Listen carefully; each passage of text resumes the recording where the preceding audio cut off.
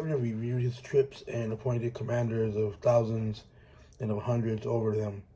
He then sent out the troops, a third under Joab, a third under Joab's brother Abishai, son of Zeruiah, and a third under Ittai the Goth. The king said to the troops, "I must also march out with you." "You must not go," the people pleaded. "If we have to flee, they will not pay attention to us.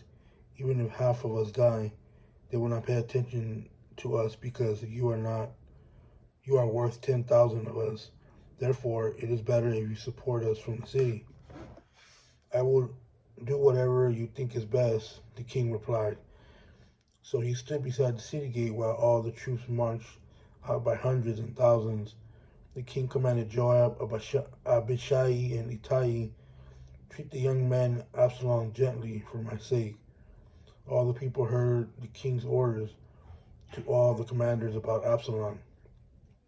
Then David's forces marched into the field to engage Israel in battle, which took place in the forests of Ephraim. Israel's army was defeated by David's soldiers, and the slaughter there was vast that day, 20,000 dead. The battle spread over the entire area, and that day the forest claimed more people than the sword. Absalom was riding on his mule when he happened to meet David's soldier.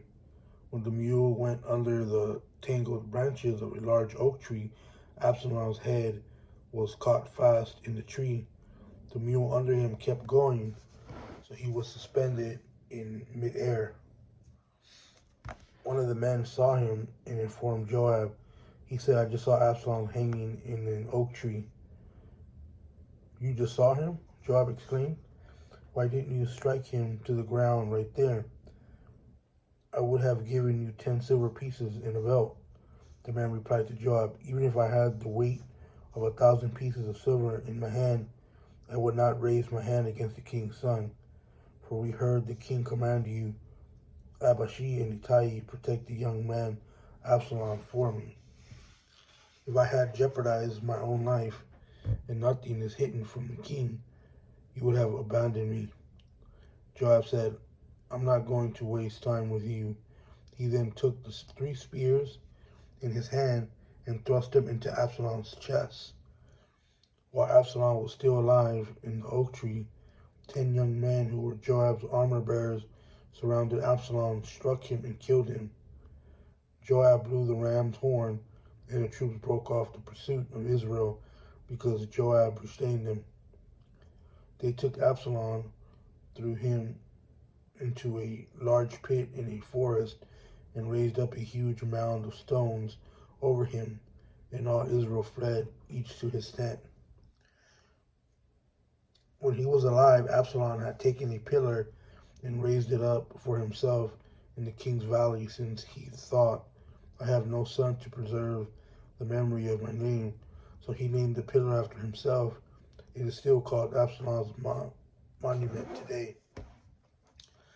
Ahimaaz, son of Zodok, said, "Please let me run and tell the king the good news that the Lord has vindicated him by freeing him from his enemies." Joab replied to him, "You are not the man to take good news today. You may do it another day, but today you aren't taking good news because the king's son is dead." Joab then said to a Cushite, "Go, tell the king what you have seen." The Cushite bowed to Joab and took off running. However, Ahimaaz, son of Zadok, persisted and said, "Joab, no matter what, please let me also run behind the Cushite."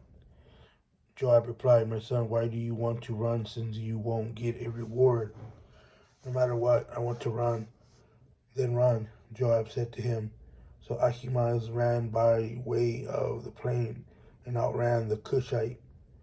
David was sitting between the city gates when the watchman went up from the roof of the city gate and over to the wall.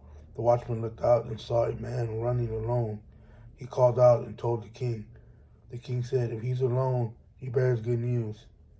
As the first runner came closer, the watchman saw another running. He called out to the gatekeeper, "Look, another man is running alone." This one is also bringing good news, said the king. The watchman said, the way the first man runs looks to me like the way Ahimaaz, son of Zodok, runs. This is a good man. He comes with good news, the king commented. Ahimaaz called out to the king, all is well, and paid homage to the king with his face to the ground. He continued, blessed be the Lord your God. He delivered up the men who rebelled against my lord and king. The king asked, is the young man Absalom all right? Ahimaaz replied, when Joab sent the king's servant and your servant, I saw a big disturbance, but I don't know what it was. The king said, move aside and stand here. So he stood to one side. Just then the Cushite came and said, may my lord to the king hear the good news. The Lord has vindicated you today by freeing you from all who rise up against you. The king asked the Cushite, is the young man Absalom all right?